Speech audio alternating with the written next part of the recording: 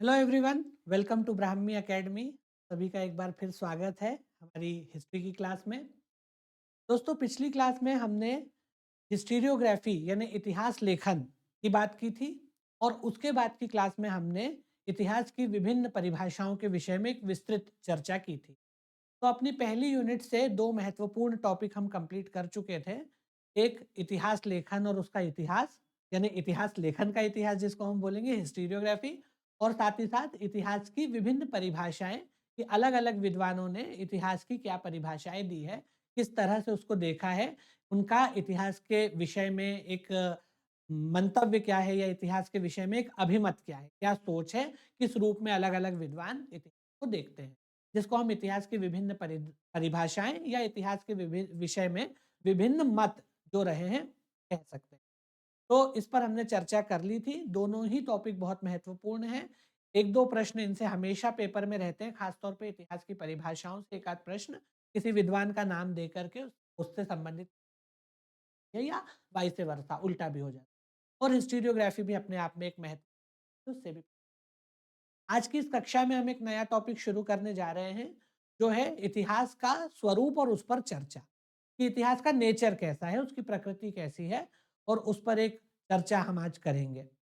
इतिहास के स्वरूप यानी कि प्रकृति, या अंग्रेजी में कहें तो हिस्ट्री ऑफ नेचर या फॉर्म ऑफ नेचर को लेकर के दो तरह के तीन तरह के मत चलते हैं। दो तरह के मत खास तौर पे माने जाते हैं कि इतिहास जो है उसको एक विज्ञान के रूप में देखा जाना चाहिए, या इतिहास को एक कला यानी कि आर्ट के रूप में देखा जाना चाहिए। विभिन्न विद्वानों ने अपने अपने तरीके से इस विषय की व्याख्या की है कि इतिहास को एक विज्ञान के रूप में देखा जाना चाहिए या नहीं, और यदि देखा जाना चाहिए तो किस हद तक देखा जाना चाहिए और किन आधारों पर, उसके पीछे आर्ग्यूमेंट्स क्या है, लॉजिक्स क्या है, कि कौन से ऐसा पैरामीटर्स हैं, कौन से ऐसे पैमाने आधार पर किसी विषय को विज्ञान की श्रेणी के अंतर्गत रखा जा सकता है। और कुछ और विद्वानों ने कला संबंधी अभिमत व्यक्त किया है कि कौन से ऐसे आधार होते हैं, कौन से ऐसे पैरामीटर्स होते हैं, लॉजिकल ग्राउंड्स होते हैं, जिनके आधार पर किसी विषय को कला की श्रेणी में अर्थात आर्ट की कैटेगरी में रखा जाता है। तो क्या हम इतिहास को विज्ञान के अंतर्गत रखें या कला के अंतर्गत रखें या दोनों के अंतर्गत रखें, या दोनों के अंतर्गत रखें लेकिन अलग अलग संदर्भ में रखें, अलग अलग परिदृश्य में रखें, अलग अलग पर्सपेक्टिव से रखें, ये एक मुद्दा है और इसी पर आज हम चर्चा करने वाले।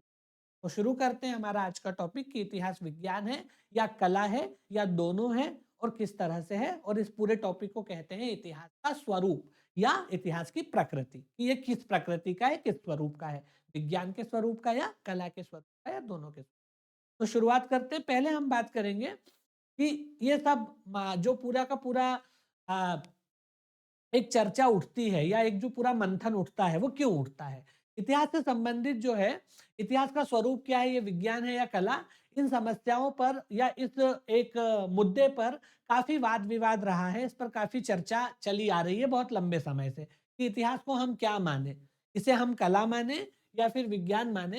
इसको लेकर के काफी चर्चा जो है वो होती आई है। ठीक है। कुछ विद्वान जो है वो इतिहास को केवल विज्ञान बताते हैं, कुछ का ये मानना है कि इसे क्या माना जाना चाहिए, केवल और केवल विज्ञान माना जाना चाहिए, क्योंकि विज्ञान की जो क्या बोलना चाहिए कसौटियां हैं, किसी भी आधार को या कोई भी आधार पर किस विषय को विज्ञान मानेंगे, तो वो जो कसौटियां हैं किसी भी चीज को विज्ञान मानने की या किसी विषय को विज्ञान मानने की, उस पर ये खरा उतरता है। तो कुछ विद्वानों का मत है कि इसे विज्ञान माना जाए, ठीक है। कुछ जो है इसे कला बताते हैं, है ना। तो इसके वास्तविक स्वरूप को देखना हमारा लक्ष्य है यहाँ पर, और इसके स्वरूप के संबंध में जो अलग अलग धारणाएं चल रही हैं, उन धारणाओं को भी हमको देखना है। तो सबसे पहले हम विज्ञान की बात करते हैं कि किस आधार पर किसी भी विषय को या किसी भी परिदृश्य को या किसी भी टॉपिक को विज्ञान माना जाएगा। तो पहले हम ये जानते हैं कि क्या, अगर हमें किसी चीज को विज्ञान कहना है, साइंस कहना है, अगर हमें किसी ज्ञान परिपाटी को या विषय परिपाटी को विज्ञान की श्रेणी के अंतर्गत रखना है, तो हमें किन आधारों पर उसको वेरीफाई करना पड़ेगा या किन आधारों पर उसको जज करना पड़ेगा कि वो विज्ञान कहलाएगा। ठीक है। तो विज्ञान की जो एक परिभाषा चलती है वो ये है कि विज्ञान एक नियमित ज्ञान होता है जो प्रयोगात्मक और निरीक्षणात्मक ढंग से प्राप्त किया जाता है, या फिर हम ये भी कह सकते हैं कि प्रकृति के किसी विभाग के कार्य कारण संबंध में ज्ञान के क्रमबद्ध संग्रह को विज्ञान कहा जाता है। ये बात मैं आपको पहले भी बता चुका हूं कि विज्ञान जो है उसमें कॉसेशन का बड़ा महत्व होता है, कार्य कारण संबंध जिसको बोलते हैं, कॉसेशन थ्योरी। कॉसेशन थ्योरी या कार्य कारण संबंध का अर्थ ये होता है कि अगर कोई घटना हमें दिखाई दे रही है होते हुए, तो निश्चित रूप से उसके पीछे कोई निश्चित और नियत कारण काम कर रहा। बिना कारण के कोई भी घटना होती ही नहीं है, ये विज्ञान कहता है, जो कि बात ठीक भी है, लॉजिकल बात है। अगर कोई भी चीज दिख रही है आपको तो उसके पीछे कोई कारण तो है ही। जैसे अगर मान लीजिए कि बारिश हो रही है तो इसके पीछे ये कारण है कि जल का वाष्पीकरण होकर के बादल बने होंगे और उसके कारण फिर वर्षा हो रही है। बिना जल का वाष्पीकरण हुए बादल बने तो वर्षा हो नहीं सकती। तो कोई भी कार्य यदि होता है प्रकृति में, दुनिया में, कायनात में, तो उसके पीछे कोई ना कोई निश्चित और नियत कारण कार्य करता है। उसके पीछे कोई ना कोई निश्चित कारण विद्यमान होता है। इसको बोलते हैं कार्य कारण संबंध या कॉजेशन थ्योरी। तो विज्ञान जो है कॉजेशन थ्योरी या कार्य कारण संबंध के आधार पर अर्जित ज्ञान होता है, और उसको फिर बहुत सिस्टमेटिक तरीके से जब हम उसका अध्ययन करते हैं, उसका संग्रह करते हैं, उसको सिस्टमेटिकली, लॉजिकली, आर्ग्यूमेंटेटिवली जब उसको हम एक निश्चित रूप से जमा करके क्रमबद्ध तरीके से उसका संग्रह और अध्ययन करते हैं, तो वो विज्ञान की श्रेणी में आ जाता है। और इसी पर विज्ञान की सारी धाराएं खड़ी होती है कि वो चीजों को ऑब्जर्व करते हैं और उसके पीछे क्या कारण है उसकी पड़ताल। जब सेब जो है पेड़ से नीचे गिरा, तो जब से अगर पेड़ से नीचे ही क्यों गिरा, इसके पीछे कोई कारण होगा। न्यूटन ने इसी पर विचार किया और ग्रेविटेशन थ्योरी प्रपोज की। तो कोई भी चीज अगर होते हुए दिखाई दे रही है तो उसके पीछे कोई कारण है, और उस कारण का व्यवस्थित और विवरणात्मक वर्णन करना, जानकारी एकत्रित करके फिर उस पर विचार करना, ये जो क्रमबद्ध अध्ययन होता है ये कहलाता है विज्ञान। तो पहली चीज है कि विज्ञान जो है वो कार्य कारण संबंध पर आधारित ज्ञान का क्रमबद्ध संग्रह है। और दूसरा, ये जो हम करेंगे, विश्लेषण जो करेंगे कार्य कारण का, वो प्रयोगों और निरीक्षणों के आधार पर करेंगे। विभिन्न प्रयोगों को देखेंगे और विभिन्न प्रयोगों को देखते हुए, निरीक्षण करते हुए फिर कंक्लूजन ड्रॉ किया जाएगा। तो इस तरह से किसी चीज का अगर हम अध्ययन करते हैं तो वो विज्ञान की श्रेणी में आ जाता है। सैंपल कलेक्शन होता है, उन सैंपल कलेक्शंस पे फिर एक्सपेरिमेंट किया जाता है, और उस एक्सपेरिमेंट के बेसिस पे एक एनालिसिस करके फिर क्या कंक्लूजन निकलता है, उस तरह से कंक्लूजन ड्रॉ किया जाता है, इन्फेरेंस ड्रॉ किया जाता है, तो वो हम विज्ञान कहलाते हैं। तो विज्ञान एक इस तरह का ज्ञान है जो एक्सपेरिमेंट्स पे और निरीक्षणों पर, यानी कि एक्सपेरिमेंट्स पे और टेस्ट पे डिपेंड करता है, और कॉसेशन थ्योरी से बैक जिसको किया जाए, अगर हम एकदम शॉर्ट में बोले तो वो कहलाता है आपका विज्ञान। ठीक है। इसमें निरीक्षण, परीक्षण और प्रयोग, इन तीन चीजों का बहुत महत्व होता है। एक्सपेरिमेंट करना, उस एक्सपेरिमेंट के रिजल्ट को ध्यान से देखना, उससे कंक्लूजन ड्रॉ करना, ये सबसे ज्यादा जरूरी चीज होती है विज्ञान के अंदर। ठीक है ना। और इसीलिए साथ ही साथ उसका एक सिस्टमेटिक और सिक्वेंशियल होना भी जरूरी है कि भाई किस चीज के बाद क्या हो रहा है, उस चीज के बाद क्या हो रहा है। क्योंकि कॉजेशन थ्योरी का मतलब ही क्या है कि आप कार्य कारण संबंध का एक क्रम देखो। कि मान लीजिए कि हम जैसे जल चक्र पढ़ते हैं, वाटर साइकिल पढ़ते हैं, तो वाटर साइकिल क्या है, उसमें चीजों का एक निश्चित साइकिलिक क्रम है, साइकिलिक सीक्वेंस है कि भाई बारिश होती है, पानी जो है वो जमा होता है, उसके बाद फिर वाष्पीकरण होता है, वाष्पीकरण के बाद फिर बादल बनते हैं, संघनन होता है, और फिर बारिश होती है। तो एक साइकिल बना हुआ है, तो इसमें हर चीज का एक क्रम है, एक निश्चित और व्यवस्थित क्रम है। तो इसमें बेसिकली साइंस के अंदर क्रमबद्ध होना भी जरूरी है, क्योंकि किस कारण से कौन सा कार्य जन्म ले रहा है, किस कारण से कौन सा परिणाम जन्म ले रहा है, उसका एक सीक्वेंस भी इसमें देखा जाता है। तो आप समझ पा रहे होंगे कि विज्ञान कितना व्यवस्थित और निश्चित विषय है, और उसमें प्रयोगों और विश्लेषणों के आधार पर चीजों को देखते हुए हर चीज के पीछे एक निश्चित कारण खोजा जाता है, और कारण खोजने के लिए विभिन्न परीक्षण, निरीक्षण आदि करके फिर उनके आधार पर एक सिस्टमेटिक अध्ययन करके फिर रिजल्ट की तरफ पहुंचा जाता है। तो हम उस चीज को कहेंगे कि वो विज्ञान है। ठीक है। अब देखते हैं कि जो हमारा इतिहास है, क्या वो विज्ञान की श्रेणी में आ पाएगा या नहीं आ पाएगा, उस पर हम एक चर्चा करते हैं। ठीक है। एक विद्वान हुए हैं एम पाइनकेयर। एम पाइनकेयर ये कहते हैं कि विज्ञान तथ्यों से इस प्रकार बना है जिस प्रकार पत्थरों से एक मकान बना हो। केवल अगर आप तथ्यों का संग्रह कर देंगे तो वो विज्ञान नहीं कहला सकता, जब तक आप उसको व्यवस्थित रूप से जमाए ना, व्यवस्थित रूप से उसको एक तरीके से सिस्टमेटिक उसको अरेंज ना करें। इसको आप वैसे समझें कि जैसे कोई मकान बनाता है, तो मकान में ईंट लगती है, पत्थर लगता है, सरिये लगते हैं, गारा लगता है, सीमेंट लगता है, ये सब लगता है। लेकिन क्या हम ईंटें लाके पटक दें, उसके ऊपर पत्थर डाल दें, कहीं से सीमेंट डाल दें, पानी डाल दें, सरिये पटक दें तो मकान बन जाएगा? नहीं बनेगा। जब तक कि इन तमाम चीज़ों को एक व्यवस्थित निश्चित ढंग से ना जमाया जाए, ना अरेंज किया जाए, उनके बीच में एक संबंध स्थापित करते हुए एक लॉजिकल तरीके से उसका स्ट्रक्चर ना बनाया जाए, तो वो मकान नहीं बन सकता, वो तो चीज़ों का मलबा हो जाएगा।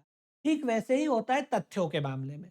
केवल फैक्ट्स आपने इकट्ठे कर लिए, लेकिन फैक्ट्स के बीच में अंतर संबंध अगर स्थापित नहीं हो पा रहे हैं, कॉजेशन थ्योरी का आप अप्लाई नहीं एप्लीकेशन नहीं कर पा रहे हैं, तो वो तथ्य आपके लिए निरर्थक हो जाएंगे फैक्ट्स।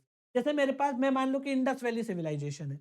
इंडस वैली सिविलाइजेशन में कई चीजें मिलती हैं हमें, लेकिन अगर हम उसका टाइमलाइन ना डिसाइड करें, एक चीज को दूसरी चीज से कनेक्ट ना करें, तो हमारे पास एक निश्चित जो है रिजल्ट निकल करके नहीं आएगा। वो केवल तथ्य जो है वो किसी काम के नहीं होते जब तक उनके बीच में अंतर संबंधों का स्थापना नहीं होती है। ये बिल्कुल वैसे ही है जैसे मकान बनाने के लिए चीजों को एक सही तरीके से जमाना अरेंज करना जरूरी होता है।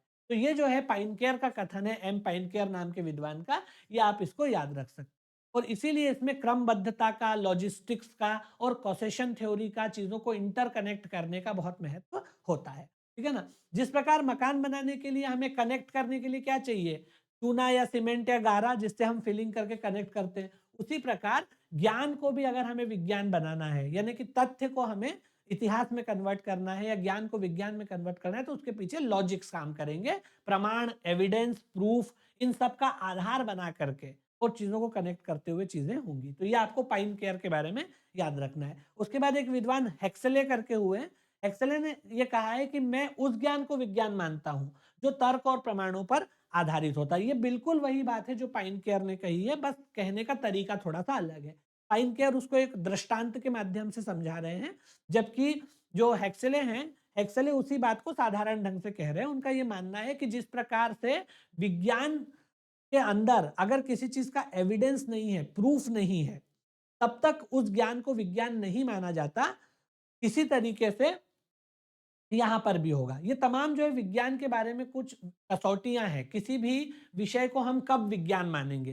तो कोई भी विषय या विषय परिपाटी जब इन आधारों पर या इन पैरामीटर्स पर, इन अर्हताओं पर जब खरी उतरेगी, तब वो क्वालिफाई करेगी साइंस की तरह, तब उसे विज्ञान की श्रेणी में रखा जा सकेगा। तो पहला जो है पाइनकेयर ने कहा, उससे पहले हमने एक जनरलिस्टिक बात की कि किसे हम विज्ञान मानते हैं। पाइनकेयर ने विज्ञान के बारे में क्या कहा, हेक्सले ने विज्ञान के बारे में क्या कहा, कि उन्होंने कहा है कि ये लॉजिक और प्रूफ या एविडेंस बेस्ड होना चाहिए। हवा में जो बात कही जा रही है, जिसके पीछे कोई आर्ग्यूमेंटेटिव एविडेंस की बैकिंग ना हो, जिसे किसी एविडेंस के द्वारा, लॉजिकल एविडेंस के द्वारा सब्सटेंशिएट ना किया जा सके, वो विज्ञान की कोटि में रखा ही नहीं जा सकता।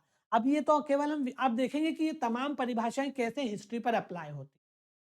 अगर आप देखेंगे तो आप पाएंगे कि इन सभी आधारों पर हम हिस्ट्री को विज्ञान कह पाएंगे, क्योंकि हिस्ट्री में भी ऐसा ही होता है कि अगर आप कोई भी चीज, कोई दावा कर रहा है इतिहासकार या पुरातत्ववेत्ता, तो उसे उस दावे के पीछे, अपनी उस थ्योरी के पीछे प्रमाण बताने पड़ते हैं कि वो किस आधार पर ये बात कह रहा है।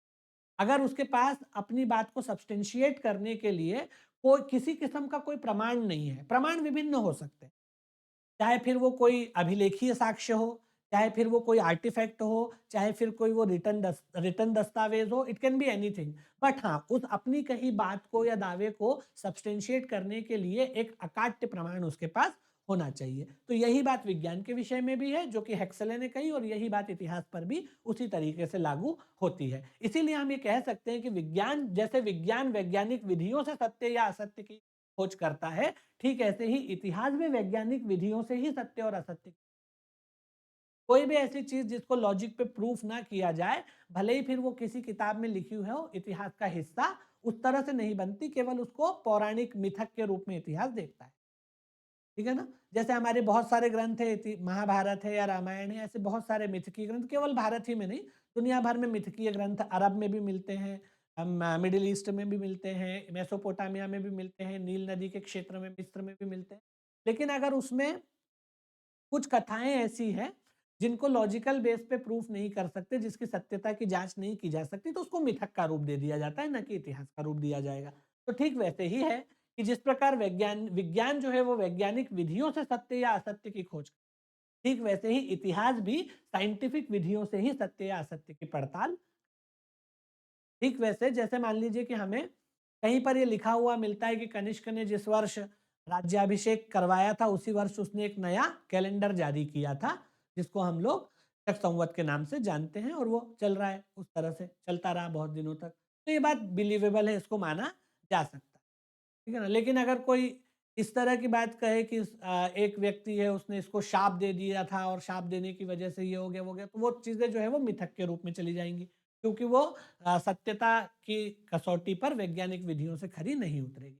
तो पाइनकेयर और हेक्सेले दोनों का विज्ञान के बारे में जो अभिमत है वो 100% इतिहास पे लागू होता है। पहला ये कि हम तथ्यों के बीच में एक अंतर संबंध बना करके उससे जब एक कंक्लूजन ड्रॉ करते हैं विभिन्न चीजों को जोड़ते हुए, तो विज्ञान की कैटेगरी में आता है, क्योंकि उसमें कॉजेशन थ्योरी, कार्य कारण संबंध को देखा जाता है, चीजों के सीक्वेंस को देखा जाता है कि किस कारण के परिणाम में कौन सा चीज हुआ या कौन सी घटना हुई। और हेक्सले ने जो कहा है वो भी हिस्ट्री पर लागू होता है। तो विज्ञान की विभिन्न परिभाषाओं को जब हम हिस्ट्री पर अप्लाई करते जाएंगे तो हम जानेंगे कि हिस्ट्री जो है वो विज्ञान की कौन कौन से पैरामीटर्स पर खरी उतरती है। अब तीसरे विद्वान है गूच, प्रोफेसर गूच। प्रोफेसर गूच ने यह कहा है कि विज्ञान को घटनाओं का क्रमानुसार कारण सूचित करने वाला कहा गया है। ठीक है, इन्होंने कहा है कि वही बात कि सीक्वेंस से जो घटनाएं होती है कॉजेशन के आधार पर, वही विज्ञान है। अगर कोई चीज हो रही है उसके पीछे कोई ना कोई कारण है, जो पिछला कारण था वो किसी और कारण का कार्य बन गया होगा। इस तरीके से जो कॉसेशन थ्योरी चलती है, जैसे फॉर एग्जांपल कि अभी कोई चीज हो रही है ना, जैसे मैं आपको यहाँ पर कुछ बोल पा रहा हूँ, बता रहा हूँ, क्यों बोल पा रहा हूँ, इसके पीछे कोई ना कोई कारण है कि भाई मेरा शरीर जो है वो उसके अंदर कुछ ना कुछ मेरे वोकल कॉर्ड्स काम कर रहे हैं, मेरे दिमाग में कोई बात आ रही है, वो दिमाग जो है वो उसको पूरी बॉडी में उसका संचार कर रहा है, तंत्रिका तंत्र बना हुआ है, फिर वो वोकल कॉर्ड्स पे आ रही है और मैं आप तक ये स्पीच डिलीवर कर पा, ठीक है ना। तो ये आपको, मैं आप तक मेरी बात जो पहुंच रही है इसके पीछे मेरे शरीर की पूरी जो एक बायोलॉजिकल संरचना है, या जो एक पूरा का पूरा एनाटॉमी जिसको कहते हैं, तो वो एनाटॉमी काम कर रही है, तो इसके पीछे वो कारण विद्यमान है। ठीक है, अब वो जो कारण है वो किसी और चीज का कार्य बना होगा। तो ऐसा ये पूरा का पूरा थ्योरी चलती रहती है। यही गूच ने कहा है कि ये घटनाओं का जो क्रमानुसार कारण होता है उसी से विज्ञान बनता है, और वही जो है हिस्ट्री के अंदर भी ध्यान में रखा जाता है। जैसे फॉर एग्जाम्पल मुगल साम्राज्य का जो विस्तार आरंभ हुआ और विस्तार हुआ, तो उसके पीछे कोई ना कोई कारण जिम्मेदार है। बहुत समय तक मुगल साम्राज्य ने एक उत्कर्ष का दौर देखा, उसके बाद जो है मुगल साम्राज्य ढलान पे चला गया और उत्तरोत्तर उसका पतन हो गया, तो उसके मूल में भी कुछ कारण विद्यमान रहे। बिना कारण के मुगल साम्राज्य का पतन संभव नहीं था, ठीक वैसे ही जैसे मुगल बिना कारण के मुगल साम्राज्य का उत्थान संभव। कुछ ऐसी परिस्थितियां, ऐसे व्यक्तित्व, ऐसे कारक, ऐसे फैक्टर्स रिस्पॉन्सिबल रहे होंगे जिसने मुगल साम्राज्य के उत्कर्ष का मार्ग प्रशस्त किया। ठीक उसी तरह औरंगजेब की मृत्यु के पश्चात कुछ और कारण, कुछ और परिस्थितियां, कुछ और व्यक्तित्व, कुछ और घटनाएं जिम्मेदार रही होंगी जिसने उसी उत्कर्ष की दिशा को पलट दिया और पतन का मार्ग प्रशस्त किया।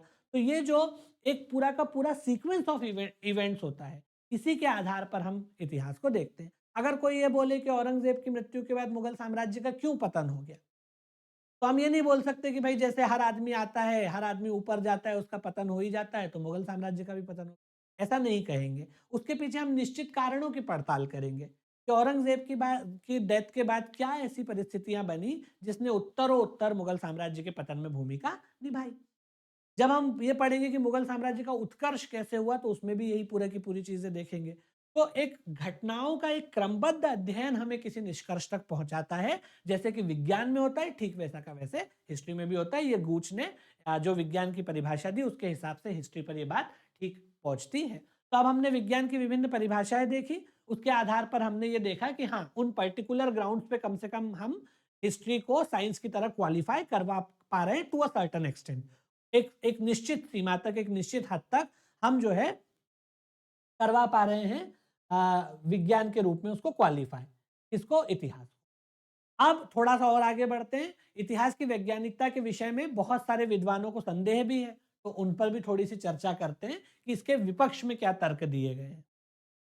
भाई कुछ लोग इसको विज्ञान मानने को तैयार है, कुछ लोग इसको विज्ञान मानने को तैयार नहीं है। तो जो तैयार नहीं है उनकी भी बात करेंगे, जो तैयार हैं उनकी भी बात कर लेंगे, और फिर एक नीरक्षीर विश्लेषण करके अंत में एक निष्कर्ष तक पहुंचेंगे कि किसके तर्क और किसके तथ्य ज्यादा भारी है। हमें इतिहास को विज्ञान मानना चाहिए या नहीं मानना चाहिए। तो पहले हमने विज्ञान मानने की कसौटियाँ देखी, चाहे वो पाइनकेयर के आधार पर हो, चाहे वो हेक्सन के आधार पर हो, ये सॉरी हेक्सले के आधार पर हो या फिर प्रोफेसर गूच के आधार पर हो।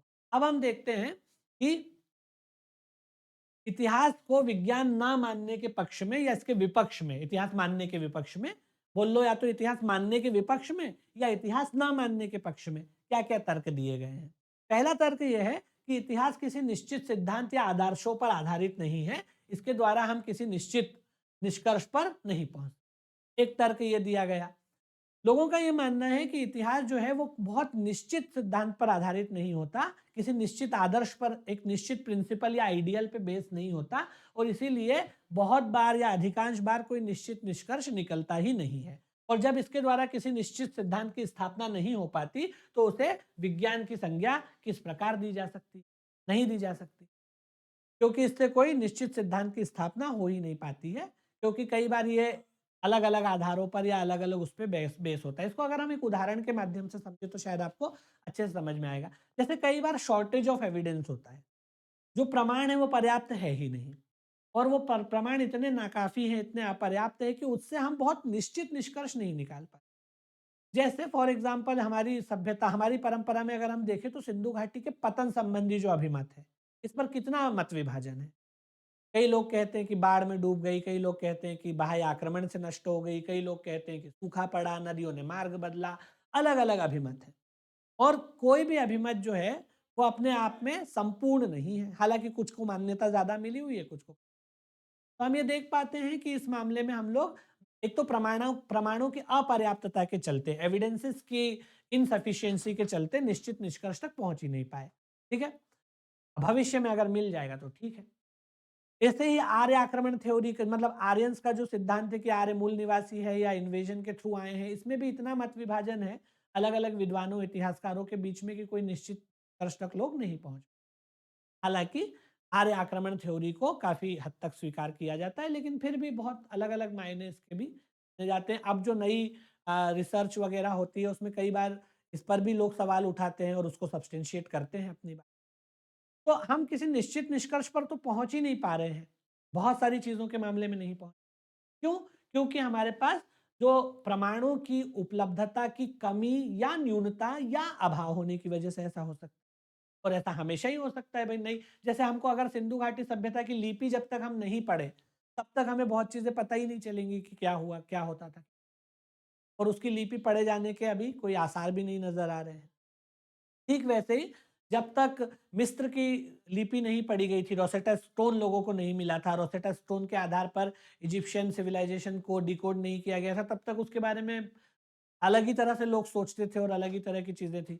अगर रोसेटा स्टोन ना मिला होता तो शायद इजिप्शियन हिस्ट्री को उस तरह से हम नहीं जान पाते जैसे आज जानते हैं। तो ये स्थिति बनती है। दूसरी स्थिति ये होती है कि जो एक प्रीकंसीव नोशंस या लोगों के अलग अलग विचार होते हैं या पूर्वाग्रह होते हैं या अपनी सोच होती है, उसके आधार पर भी हिस्ट्री पर निश्चित निष्कर्ष पर तक लोग नहीं पहुंच पाते, क्योंकि इसमें सब्जेक्टिविटी की बहुत गुंजाइश रहती है। औरंगजेब को लेकर के हमारे यहाँ वामपंथी इतिहासकारों का अभिमत है कि वो इतना क्रूर और उतना दुष्ट नहीं था जैसा कि उसको लोग मानते हैं। कई लोग मानते हैं कि वो भारतीय इतिहास का सबसे क्रूरतम शासक हुआ, दुष्टतम शासक हुआ, उसने ये किया वो किया। कई लोग मानते हैं कि नहीं, वो जैसे अन्य शासक थे वैसा वो भी था। कई और लोगों ने भी मंदिर तोड़वाए, उसने भी तोड़वाए। हिंदू शासकों ने भी मंदिर तोड़वाए। कश्मीर के एक शासक हर्ष का जिक्र आता है जिसके पास एक पूरा महकमा ही था जिसका काम था मंदिर तोड़ना। तो ऐसे कई चीजें होती हैं जिसमें आपस में इतना अंतर संघर्ष, इतनी इतने अंतर विरोध होते हैं कि निश्चित निष्कर्ष तक पहुंच पाना बहुधा बहुत मुश्किल हो। वो चाहे फिर किसी भी वजह से हो, साक्ष्यों की कमी की वजह से हो, अपने व्यक्तिगत पूर्वाग्रहों की वजह से हो या किसी और वजह से हो। तो इसीलिए इसको हम साइंस उस तरह से नहीं मान सकते, क्योंकि इसमें सब्जेक्टिविटी की या किसी और वजह से निश्चित निष्कर्ष तक पहुंचने की बहुत समस्या है। तो कई लोग इसको इस आधार पर खंडन करते हैं विज्ञान मानने के लिए। ठीक है, जब इसके द्वारा किसी निश्चित सिद्धांत की, अभी हम इसको उदाहरण के माध्यम से जब विषय में प्रवेश करेंगे, घटनाओं में प्रवेश करेंगे तो और अच्छे से देखेंगे और आपको समझ में आएगा कि कैसे पूर्वाग्रह या दुराग्रह सब्जेक्टिविटी को जनरेट करते हैं, ऑब्जेक्टिविटी नहीं आने देते चीजों में। इतिहास तो व्याख्याओं पे टिका हुआ विषय है बहुत मामलों में। कि आप कैसे इंटरप्रीट कर रहे हैं, किस तरह से चीज़ों को देख रहे हैं, आपका दृष्टिकोण क्या है। बहुत हद तक ये समस्याएँ इतिहास में आती हैं। और साक्ष्यों की पर्याप्त उपलब्धता ना होने की वजह से भी ऐसी बहुत स्थितियाँ पैदा हो जाती है, जहाँ पर निश्चित निष्कर्ष निकाल पाना काफ़ी मुश्किल और बहुधा तो नामुमकिन ही हो जाता है। ठीक है ना? उसके बाद तथ्यों में भी बहुत विषमता होती है, उसमें एकरूपता नहीं होती, एकरूपता का अभाव होता है। ठीक वैसे ही जैसे आप लोग इंडस वैली सिविलाइजेशन पढ़ते होंगे, उसमें जो क्लास स्ट्रक्चर है, वर्ग विभाजन है, तो हम देखते हैं कि अधिकांश शहरों में जो नगर मिले हैं, उसमें 2 भागों में नगर बँटे हुए हैं, लेकिन कुछ शहर ऐसे भी हैं जो 2 भागों में बँटे हुए नहीं हैं। तो उससे हम किसी कंक्लूजन तक पहुँच ही नहीं पाते। कई लोग उसको मात्र सत्तात्मक मानते हैं क्योंकि उसमें बहुत सारी स्त्री मूर्तियाँ, मृण मूर्तियाँ मिली हैं। लेकिन वो भी स्त्री मूर्तियाँ मिलने की वजह से ही कोई समाज मात्र सत्तात्मक हो, उसकी पूजा ही होती हो, ये भी कहना बहुत मुश्किल है। जैसे भारत में भी आज बहुत सारे पर्व जो है वो मनाए जाते हैं स्त्री उपासना के नाम पे, लेकिन हमारा समाज तो स्त्री सत्तात्मक नहीं भी है। तो इस तरह की जो समस्याएँ पैदा होती है, जिसके में तथ्यों में हमेशा विषमता होती है, एकरूपता का अभाव होता है, अलग-अलग दृष्टिकोण से इंटरप्रिटेशन करने की समस्या पैदा होती है, साक्ष्यों की अनुपलब्धता या न्यून उपलब्धता, कम उपलब्धता से भी समस्याएँ पैदा हो जाती है, तो इससे बहुत सब्जेक्टिविटी होती है। हम अपने ही इतिहास में कई ऐसी घटनाओं को देखते हैं, चाहे वो फिर आर्यों के मूल निवासी या इन्वेडर होने की द्वैत हो, या फिर सिंधु घाटी सभ्यता के पतन का मामला हो, या फिर चाहे फिर वो औरंगज़ेब जैसे या इस तरह के जो शासक हुए हैं, उनके मूल्यांकन का मामला हो, मंदिरों या मस्जिदों या किसी भी धर्म स्थलों के तोड़े जाने का मामला हो, या उसके पीछे विद्यमान कारण हो कि राजनीतिक कारण है, धार्मिक कारण है। तो ये तमाम चीज़ें जो है इसको उस तरह से एकरूपता और सब्जेक्टिविटी के दायरे में नहीं लाती जैसे विज्ञान में होता है। 2 और 2 4 हमेशा ही हो जाए, नहीं हो पाता है। तो इसलिए इसके विपक्ष में भी कुछ तर्क दिए जा रहे हैं। इसमें भौतिक विज्ञान या गणित की तरह निष्कर्ष भी नहीं मिलते। जैसे गणित में 2 और 2 हमेशा 4 होते हैं और हर परिस्थिति जिसको जैसे शंकर ने ब्रह्म को कहा है कि तो त्रिकाल अबाधित है, उस तरह यहाँ पर त्रिकाल अबाधित चीज़ें नहीं होती है। नए फैक्ट मिलते हैं तो पुराने हिसाब से निष्कर्ष बदल भी जाते हैं। अभी हम इंडस वैली की लिपि नहीं पढ़ पाए, मान लो कि लिपि पढ़ ली तो हो सकता है कि हमारे कई मान्यताएँ, कई विचार जो हम मान के चल रहे हैं बदल ही जाएँ। जैसे कि मिस्र की सभ्यता के बारे में हुआ, बाकी सभ्यताओं के बारे में हुआ। जब तक हमने अशोक के स्तंभ लेखों को या गुहा लेखों को या अभिलेखों को नहीं पढ़ा था, तब तक हम कुछ जान ही नहीं रहे थे, या जान भी रहे थे तो गलत जान रहे थे। तो इसमें उस तरह से त्रिकाल अबाधित चीज़ें नहीं होती हैं, नए-नए निष्कर्ष निकलते रहते हैं, वो पुराने निष्कर्षों को बदल भी देते हैं। हर काल और परिस्थिति में अपरिवर्तनीय जैसा कुछ भी नहीं होता। ठीक है? तो ये जो है इस आधार पर ये जो है इतिहास के विज्ञान होने के विपक्ष में दिए जाने वाले तर्क हैं। तो देखो ये ह्यूमैनिटीज़ में तो ये होता है कि दोनों मामले में पक्ष और विपक्ष दोनों में आप ठीक-ठाक तर्क दे सकते हैं। पक्ष में भी तर्क दे सकते हैं, विपक्ष में भी तर्क दे सकते हैं। इससे पहले जब मैं पक्ष वाले तर्क दे रहा था तो आपको लग रहा था कि हाँ, इतिहास तो विज्ञान है, वो तो विज्ञान माना ही जाना चाहिए। लेकिन अब जो है इन तर्कों को देख के आपको लग रहा होगा कि नहीं यार, विज्ञान नहीं मानना चाहिए। तो ये हमेशा ही रहता है। हर चीज़ के पक्ष और विपक्ष दोनों में तर्क दिए जा सकते हैं और दोनों ही कंसिडरेबली ठीक-ठाक लगते हैं। इतिहास की वैज्ञानिकता यानी इसको साइंस मानने के मामले में या इसके इसके विरोध में, साइंस मानने के विरोध में या इतिहास की वैज्ञानिकता के विरोध में एक जो सबसे बड़ा तर्क दिया जाता है वो ये है कि ये एक ऐसा विषय है जो इंसान की इच्छा और उसके द्वारा किए गए कार्यों की चर्चा, इंसान ने क्या किया, है ना? और इंसान की क्या इच्छा रही उस पर्टिकुलर टाइम पे, उसने कौन-कौन से काम किए, है ना? तो इसलिए जिस तरह से इंसान की इच्छाओं पर, कामनाओं पर अंकुश नहीं लगाया जा सकता और वो अपने विचारों के लिए, अपनी चेतना के लिए, अपनी सोच के लिए पूर्णतः स्वतंत्र है, इसी इस तरह की स्थिति में किसी निश्चित नियम का निर्धारण नहीं किया जा। प्रकृति में जो घटनाएँ हो रही है वो तो अपने नियम से होती हैं। लेकिन मनुष्य जीवन में जो घटनाएँ होती है, वो मनुष्य की अपनी इच्छा से होती है। एक ही परिस्थिति में 2 अलग लोग 2 अलग तरह से बिहेव करेंगे। 2 अलग लोगों की 2 अलग तरह की सोचें होंगी। कौन सी एक ही बल्कि एक ही इंसान एक ही परिस्थिति को 2 अलग-अलग स्थितियों में अलग तरह से बिहेव कर सकता है। तो मनुष्य की इच्छाओं, उसकी चेतना का कोई भरोसा नहीं है कि वो कब कैसे चल जाए। ठीक है ना? तो इसीलिए इस तरह के मामलों में बहुत निश्चित रूप से कुछ भी नहीं कहा जा सकता है। ये भी एक तर्क इसके मामले में दिया जाता है। ठीक है? उसके बाद ये सभी तर्क मिल करके ये हमको बताते हैं कि ये उस तरह का विज्ञान तो कम से कम नहीं ही है जैसा भूगोल है या गणित है, जिसमें एक अपरिवर्तनीयता की आ, अपरिवर्तनीयता की स्थिति बनती है हर स्थिति में। जो त्रिकाल अबाधित चीजें रहती हैं कि भाई 2 और 2 4 है तो है ही हर स्थिति में है। गुरुत्वाकर्षण जो है वो है तो है ही हर स्थिति में पृथ्वी पर। सार्वभौमिकता है उसमें एक तरह की। अगर जल जो है वो H2O है तो वो है ही सार्वभौमिक। तो उस तरह से जो कट्टर विज्ञान वाले विषय हैं, उतना ज़्यादा उस कैटेगरी तक विज्ञान जो एकदम उच्च स्तर का विज्ञान है, जो एकदम अपरिवर्तनीयता वाला विज्ञान है, कम से कम इतिहास को वहां तक तो खींच करके नहीं ही लिया जा सकता, क्योंकि इसमें बहुत सब्जेक्टिविटी होती है, बहुत ज्यादा मनुष्य की इच्छाओं पर चीजें निर्भर करती है, उसके अपने दुराग्रह पूर्वाग्रह प्रीकंसीव नोशन पे चीजें डिपेंड करती है। कई बार साक्ष्य एविडेंस पूरे नहीं होते तो हम इंटरप्रीट भी चीजों को ढंग से नहीं कर पाते हैं। कई बार हम गलत ही इंटरप्रीट कर लेते हैं, बाद में पता चलता है कि हम जो मान के चल रहे थे वो तो गलत ही था, ऐसा कई बार होता है। तो ये तमाम मान्यताएं बदल भी जाती हैं। अभी हाल ही में जैसे अभी तक हम ये मान के चल रहे हैं कि लोहे की खोज जो है 1000 ईसा पूर्व के आसपास उत्तर प्रदेश में जो एटा नाम की जगह है, इटावा, बल्कि एटा भी नहीं, इटावा नाम की जो जगह है उसके पास अतरंजी खेड़ा एक जगह है, वहां से लोहे के प्रमाण मिले हैं 1000 ईसा पूर्व के, वो सबसे पुराने माने जान रहे हैं। अब अभी तक हम क्या मान के चल रहे हैं कि लौह युग की शुरुआत वहीं से हुई, भारत के परिप्रेक्ष्य में हम देख रहे हैं तो वहां से लौह युग की शुरुआत हुई, और उसके पहले की जो स्थिति है वो कांस्य युगीन है या ताम्र युगीन है, वो सब हम लोग पढ़ते ही हैं, पढ़ेंगे भी आगे। लेकिन अभी हाल ही में 2-3 दिन पहले ही की न्यूज है कि साउथ में तमिलनाडु के इलाके में कुछ ऐसे साक्ष्य मिले हैं लोहे के जो 2500 बीसी के आसपास, यानी अतरंजी खेड़ा से मिलने वाले जो साक्ष्य उससे 1500 बीसी और पहले, 1500 साल और पहले, नॉट बीसी, 1500 साल और पहले। तो अब आप सोचिए कि अगर मान लो कि वो बात सिद्ध हो जाती है कि लोहा जो है वो 2500 बीसी में इस्तेमाल हो रहा था सब कॉन्टिनेंट के अंदर, तो अभी तक जो हम मान के चल रहे थे कि 1000 बीसी से लोहे की शुरुआत हुई और उसी से फिर सभ्यता पनपी और द्वितीय नगरीकरण हुआ और महाजनपद काल आया और मौर्य वंश आया, वो तो सब उसी आलोक में हम आगे पढ़ते हैं ना कि लोहे की खोज जब तक नहीं हुई है आदिम सभ्यता है।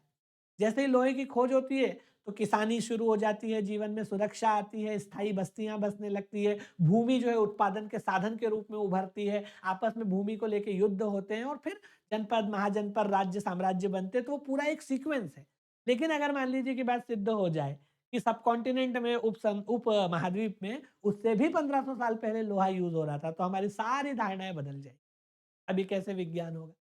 तो ये गुंजाइश हमेशा ही बनी रहती है। तो ये आपको थोड़ा-थोड़ा इसके बारे में इतनी चीजें याद रखना है। अब हम बात करते हैं कि इतिहास को विज्ञान मानने के पक्ष में क्या तर्क है। जो लोग इतिहास को विज्ञान मान रहे हैं, वो किस बात पर तर्क करते हैं उनकी बात। ठीक है? आगे बढ़ते हैं।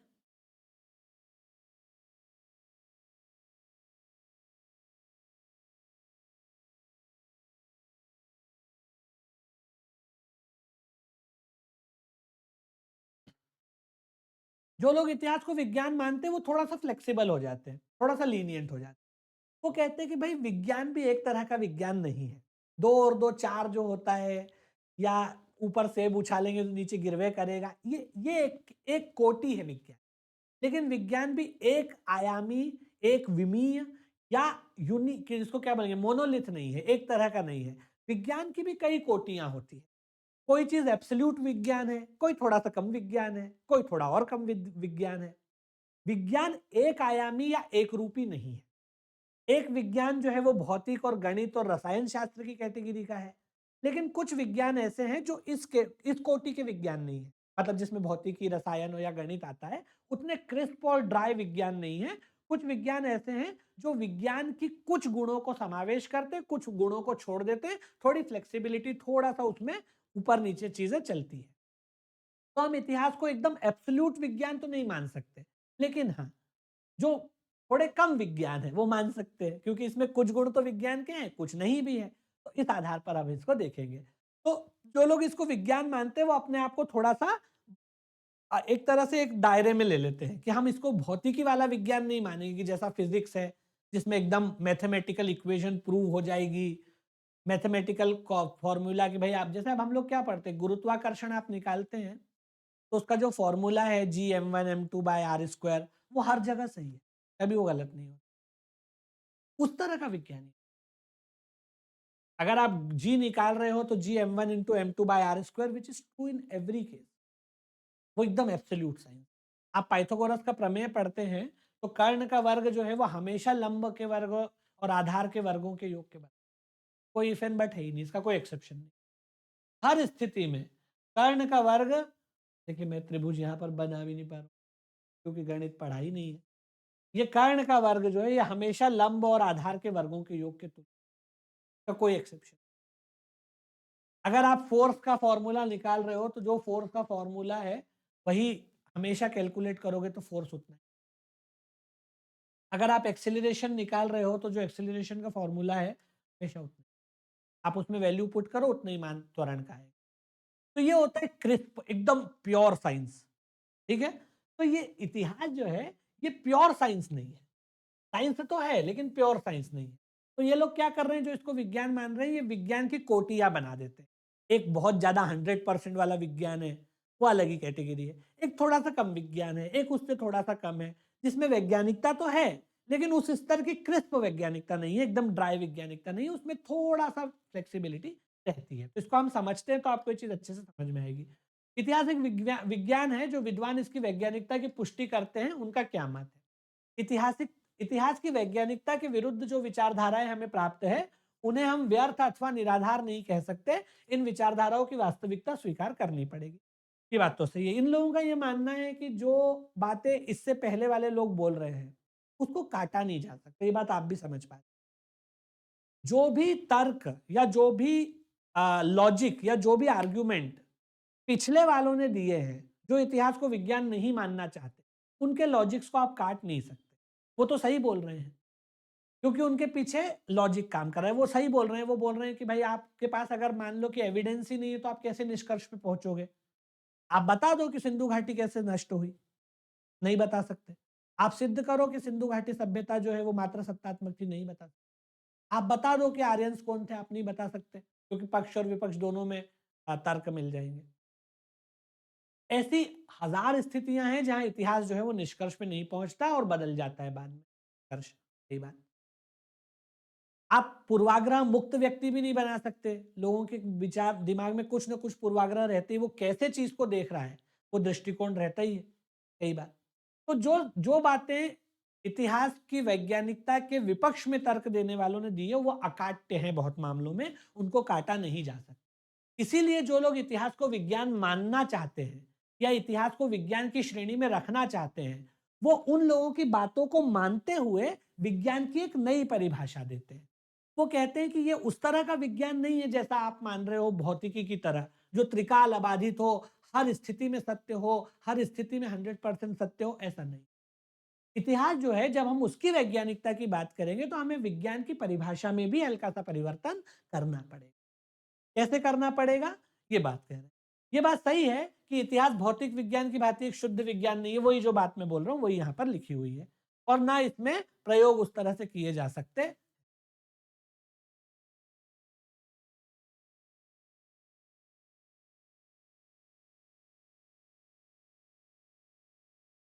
तो ये बात एकदम 100% सही है कि इतिहास जो है वो फिजिक्स की तरह या गणित की तरह प्योर साइंस नहीं है, एब्सोल्यूट साइंस नहीं है, और ना ही उसमें उस तरह से प्रयोग होते हैं कि 100% हर बात हर स्थिति में सही हो जाए।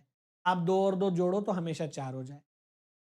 क्यों? क्योंकि इतिहास जो है वो तो घटनाओं का विवरण है, और वो घटनाएं कब कैसे कहां घटित हुई हैं, उन सबका दृष्टिकोण से निष्पक्ष विवेचन करना बहुत मुश्किल होता है, जैसे कि यहाँ पर इतिहास के मामले में हो जाता है। इसलिए जब हम इतिहास की बात करेंगे तो उसको भौतिकी की तरह विज्ञान नहीं मानेंगे, बल्कि एक अलग श्रेणी का विज्ञान मानेंगे। इसके मामले में एक एक वैज्ञानिक का नाम आप हमेशा याद रखिएगा, वैज्ञानिक नहीं सॉरी, एक जो इतिहासकार है, विद्वान है, स्पेंसर। स्पेंसर जो है, इनका नाम आप याद रखिए। स्पेंसर महोदय ने क्या कहा, इन्होंने कहा कि जो शिक्षा में वैज्ञानिक प्रवृत्ति का प्रवर्तक एवं प्रबल समर्थक व्यक्ति होता है, वो जो है विज्ञान को तीन तरीके से देखते हैं। कैसे देखते हैं, ये स्पेंसर का नाम आपको याद रखना है। ये जो स्पेंसर है,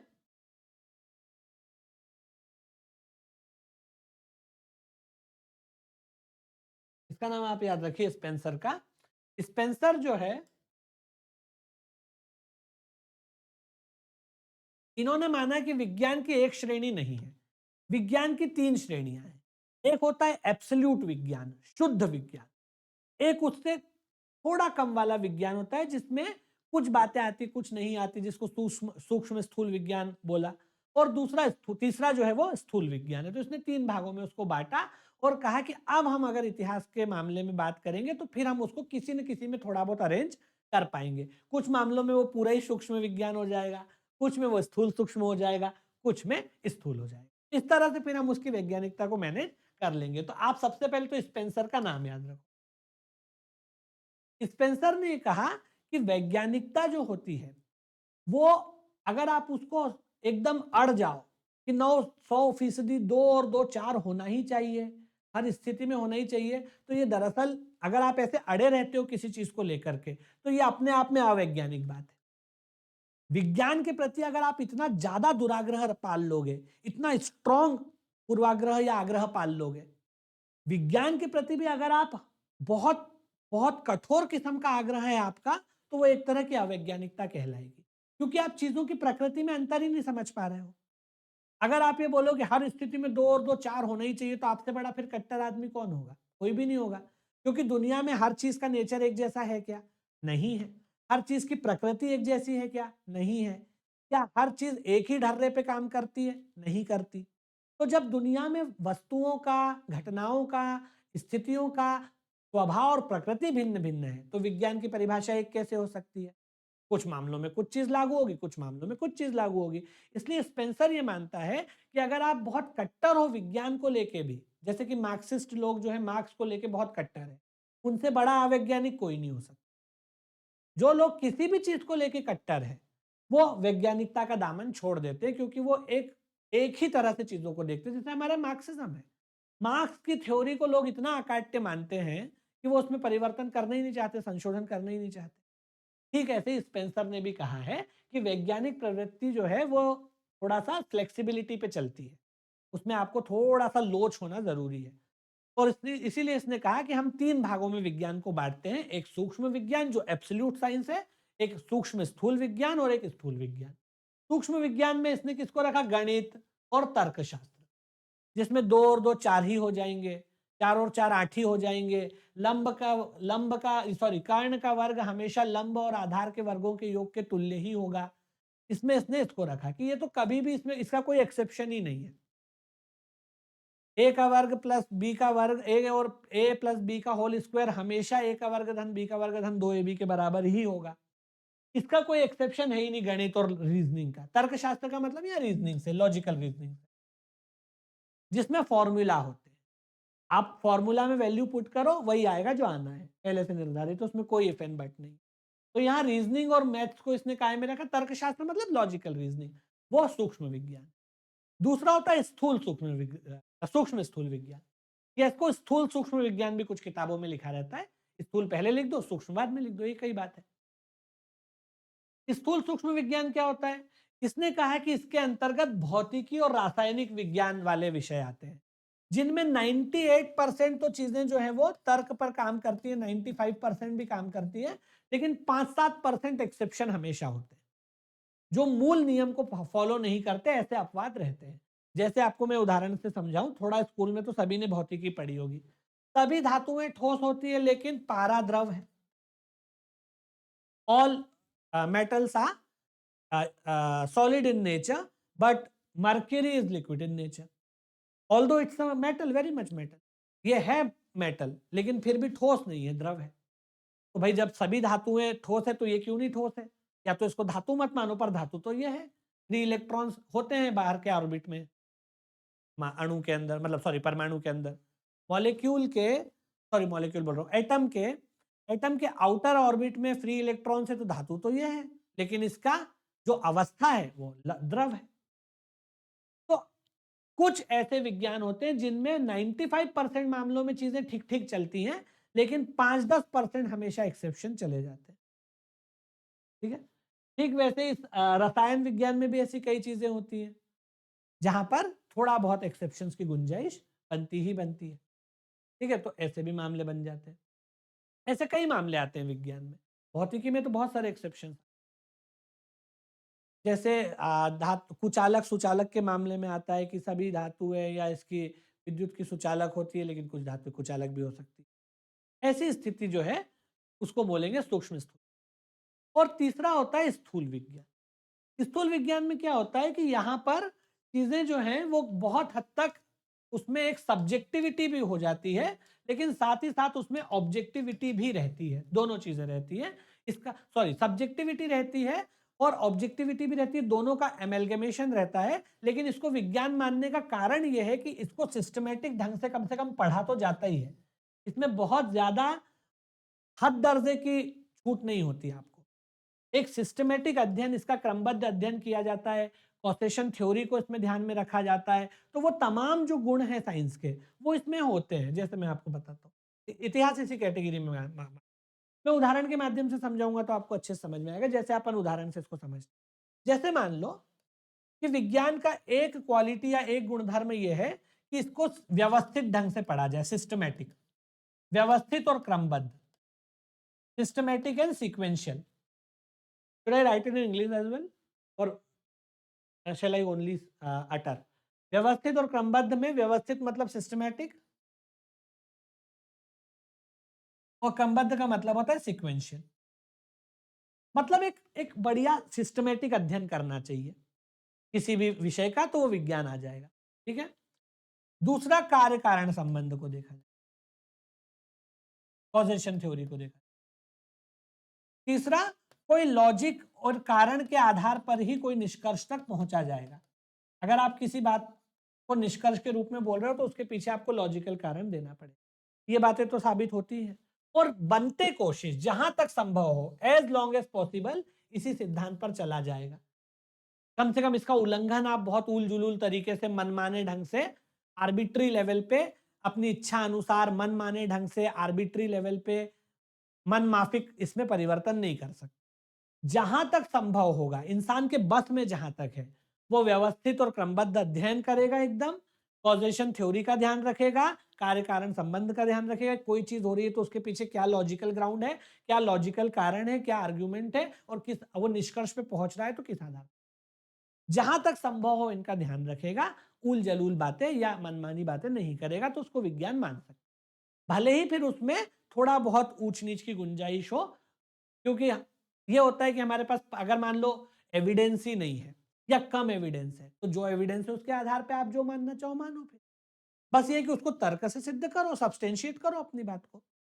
अगर कोई आदमी ये कह रहा है कि नालंदा जो है वो जल के, उसको किसी ने जला दिया, ठीक है, ये बोला जला दिया, तो वो जला दिया तो किस आधार पे बोल रहा है? एक आधार ये कि उसको कहीं लिखा हुआ मिल जाए उस जमाने की किताब में कि नालंदा जल के खत्म हो गई थी, ठीक है, या उसकी लाइब्रेरी जल गई थी, व्हाटसोएवर। एक उदाहरण बता रहा हूं मैं, बाद में हम समझेंगे। ठीक है, तो ये एक उसको लिखा हुआ प्रमाण मिल गया, अभिलेखीय साक्ष्य मिल गया या लिखित साक्ष्य मिल गया। जब वहां पर खुदाई का काम हुआ तो जो उसका स्ट्रक्चर है उसकी अपर लेयर में एशेस मिली, मतलब कि राख मिली। इससे अनुमान लगता है कि आग तो लगी होगी।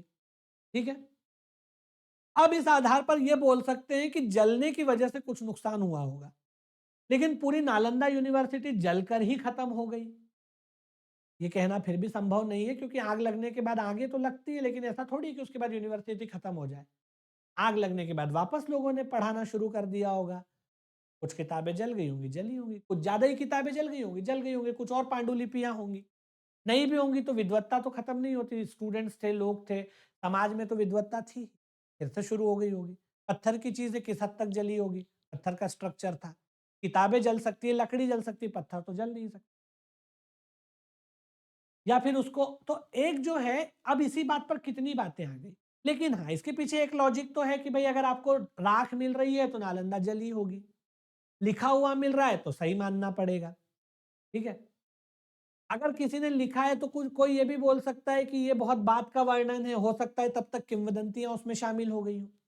लेकिन हाँ, जो भी आदमी जो बात कह रहा है उसके पीछे एक लॉजिकल कारण तो दे ही रहा है, चाहे वो आर्कियोलॉजिकल प्रमाण दे, चाहे वो हिस्टोरिकल प्रमाण दे, चाहे वो पुरातात्विक प्रमाण दे, पर एक प्रमाण तो दे ही रहा है जो आर्ग्यूमेंट पर आधारित है, ठीक है ना? तो ये जो है इन चीजों के आधार पर इतिहास चलता है, तो हम उसको एकदम ये तो नहीं बोल रहे ना कि आदमी मनमाना बोल रहा है। भाई मुझे तो लगता है कि मर जली होगी, तो मैं तो मेरे मन से बोल रहा हूँ, मेरे पास कोई आधार नहीं है। अगर मैं मेरे मन से बोलने लगूं तो फिर वो एक विज्ञान नहीं है। मन से का मतलब है कि मेरे पास कोई प्रमाण नहीं है। मन से का मतलब ये है कि कोई प्रमाण नहीं है और मैं ऐसे ही उलझलूल बोल दूं। मैं उलझलूल जैसे लोग बोल देते हैं, कई बार बोल देते हैं, जैसे मान लो कि लोगों ने ये बोल दिया कि भारत जो है वो 50 या 90 साल की लीज पर आजाद हुआ है। कितने की लीज पे मुझे याद नहीं, 100 साल की लीज पे आप बताइएगा कितने साल की लीज पर आजाद है। अब मेरे मन में आया, मैंने कहीं से सुना, व्हाट्सएप फॉरवर्ड पढ़ा, किसी बेवकूफ को बोलते हुए सुन लिया और मैं बोलता फिरूं या मानने लगूं कि भारत जो है तो 90 साल की लीज पे आजाद है, और जब 90 साल पूरे हो जाएंगे तो ब्रिटेन अगर चाहे तो वापस इसको गुलाम बना सकेगा और बना लेगा। अब मैंने मेरे पास इसके पक्ष में कोई प्रमाण होना चाहिए। ऐसा लोग मान रहे हैं सैडली, अनफॉर्चुनेटली। इंडिया में बहुत लोग शायद ये मानते भी होंगे। जिस लड़की ने बोला था वो तो मान ही रही होगी। अब मुझे बताइए कि क्या ये बात विज्ञान मानी जाएगी? नहीं, क्योंकि जो मैं बात कह रहा हूं इसका मेरे पास कोई प्रमाण नहीं है। ना मेरे पास कोई इसका दस्तावेज है, ना कि कोई ऐसी घटना हुई है, ना कहीं किताब में लिखा है, कुछ भी नहीं है। बस मेरी मान्यता है कि किसी ने मुझसे कहा तो मैंने मान लिया कि हाँ, हो सकता है 90 साल की लीज पे आजाद हो। तो इसीलिए जब भी इतिहास की बात की जाती है तो भले ही वो कारण पूरी तरह 100% सही ना हो, लेकिन उसको लॉजिकल आर्ग्यूमेंट की तरह से आप इस्तेमाल तो करते ही। अगर नालंदा जली तो उसके पक्ष में आप जो कारण दे रहे हो उसमें कोई लॉजिकल पक्ष होना जरूरी हो, ठीक है? कार्य कारण संबंध भी होना जरूरी होता है कि भाई अगर आपको राख मिल रही है तो आग तो लगी ही होगी। अब वो आग जरूरी नहीं किसी ने लगाई ही हो सकता है अपने आप आग लग गई हो। कुछ लोगों का ये मानना है वैसे, क्योंकि वहां पे बहुत क्लोज चैम्बर्स में खाना बनता था हॉस्टल में। कुछ लोगों का ये मानना है, बहुत सारे। अभी मैं एक स्टोरियन को पढ़ रहा था, अभी मुझे नाम नहीं याद आ रहा है, उन्होंने बताया कि हो सकता है कि वहां पर जो आग लगी है वो वैसे ही लग गई हो, ये भी हो सकता है। कुछ लोग मानते हैं कि आग लगने से एक दिन में नालंदा खत्म हो गई, जबकि कुछ लोग ये मानते हैं कि ऐसा नहीं है। नालंदा का पतन ग्रेजुअली हुआ, उत्तरोत्तर पतन हुआ और उसमें कई कारक शामिल रहे। केवल आग लगना या हमला होना कारक नहीं रहा होगा, और भी कई कारक शामिल रहे। जैसे पेट्रनेज मिलना बंद हो गया, क्योंकि जो उधर बंगाल में पाल और सेन रूलर्स आए, उन्होंने दो नई यूनिवर्सिटीज खुलवाई, एक विक्रमपुरी और एक ओदांत, उसी इलाके में जहाँ नालंदा में, जो आज का बिहार है। विक्रमपुरी और ओदांत जो है, क्योंकि वो बुद्धिस्ट मोनेस्ट्रीज की तरह से स्टैब्लिश की गई, तो उनको पालों के द्वारा, पाल क्योंकि बुद्धिस्ट थे, तो उन्होंने खूब संरक्षण दिया। और इधर हर्ष का पतन होने के बाद धीरे धीरे नालंदा को मिलने वाले एड्स कम हो गए, पेट्रनेज कम हो। तो ये सब अभिमत है। तो ये सब जो है कम से कम लॉजिकल बातें तो है ना, उल जलूल तो बात नहीं। जितना हमारे पास प्रमाण है, जितना हमारे पास साक्ष्य है, उसके आधार पे हम बोल रहे हैं। हवा में तो नहीं बोल रहे ना, कम से कम। तो ये जो कुछ बेसिक चीजें हैं, इन पर इतिहास खरा उतरता है, इसलिए ये स्थूल विज्ञान वाली कैटेगरी में आ जाता है। सूक्ष्म विज्ञान में नहीं आएगा, लेकिन ये सूक्ष्म स्थूल में भी उतना नहीं आएगा, बल्कि लेकिन स्थूल विज्ञान वाली कैटेगरी में आएगा, जो एक वाइडर परिभाषा है उसमें ही आ जाएगा। इसके अंतर्गत कई सारे विषय शामिल होते हैं। अभी हम देखते हैं जैसे इसके अंदर जीव विज्ञान भी होता है, नक्षत्र विज्ञान है। नक्षत्र को तो खैर क्या विज्ञान लोग, कुछ लोगों ने माना है। मनोविज्ञान है, समाजशास्त्र। अब जैसे हम लोग मान लो कि उठाते हैं मनोविज्ञान को, साइकोलॉजी को। अब साइकोलॉजी में क्या होता है ना, जनरली सभी लोगों की कुछ खास मामलों में साइकी एक जैसे काम करती है। सभी को दुख होता है, खुशी होती है, गर्व होता है, एक जैसे मनोभाव है। सभी की इच्छाएं होती है, कामनाएं होती है, अभिलाषाएं होती है, सभी मामलों में काम करती है। अगर आप एग्जाम में पास होगे तो मेरे हिसाब से सभी लोग खुश होंगे। कोई ऐसा होगा जो एग्जाम में पास होने से दुखी हो जाए? नहीं होगा। अगर किसी परिजन की मृत्यु हो जाती है तो सभी दुखी हो जाते हैं। ऐसा तो नहीं होगा कोई खुश हो जाए कि वाह वाह मेरे परिजन की मृत्यु। लेकिन जिन लोगों को कुछ मनोवैज्ञानिक समस्याएं होती है, उनका बिहेवियर बदल जाता है। लेकिन वो इलॉजिकल तो नहीं है ना, उसके पीछे उनकी विशेष मनोवैज्ञानिक स्थिति काम तो करेगी। उस पर्टिकुलर चीज के पीछे उनकी विशेष मनोवैज्ञानिक प्रवृत्ति तो काम कर ही रही है। तो इसलिए ये जो है उस तरह से मनोविज्ञान जैसे होता है। जैसे मान लो कि आ, एक आदमी है जो पास होने पे बहुत दुखी हुआ। उसको लगा कि यार मेरे फेल ही हो जाता तो ठीक रहता, क्योंकि उसका मन नहीं है उस एग्ज़ाम में जाने का, उसका मन है कि वो सिंगर बनना चाहता है या क्रिकेटर बनना चाहता है। लेकिन घरवालों के दबाव में उसने एग्ज़ाम दे दिया और उसकी बदकिस्मती से पास भी हो गया। अब उसको नौकरी करना पड़ेगी, जबकि उसका मन नहीं है, तो दुखी हो सकता है। ये उसकी विशेष स्थिति है।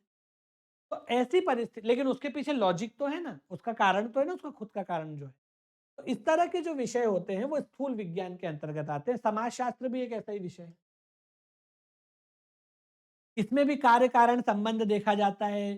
परिस्थितियों, घटनाओं, परिघटनाओं, फिनोमिनन्स का एक व्यवस्थित, क्रमबद्ध और सिस्टमैटिक ढंग से लॉजिकल आधारों पर, तर्कों पर, प्रमाणों पर अध्ययन किया जाता है। लेकिन वो हर स्थिति में 2 और 2 4 नहीं होते, क्योंकि सीमाएँ जो हैं इन विषयों की, जो ये ह्यूमैनिटीज़ के सब्जेक्ट हैं, इनकी कई सीमाएँ होती हैं। तो वो गणित की तरह हर स्थिति में 2 और 2 4 तो नहीं होते। लेकिन हाँ, फिर भी उनका व्यवस्थित, क्रमबद्ध, सिस्टमैटिक अध्ययन करके कार्य कारण संबंध निकाला जाता है, लॉजिक दिए जाते हैं और वो अधिकांश मामलों में सटीक होते हैं।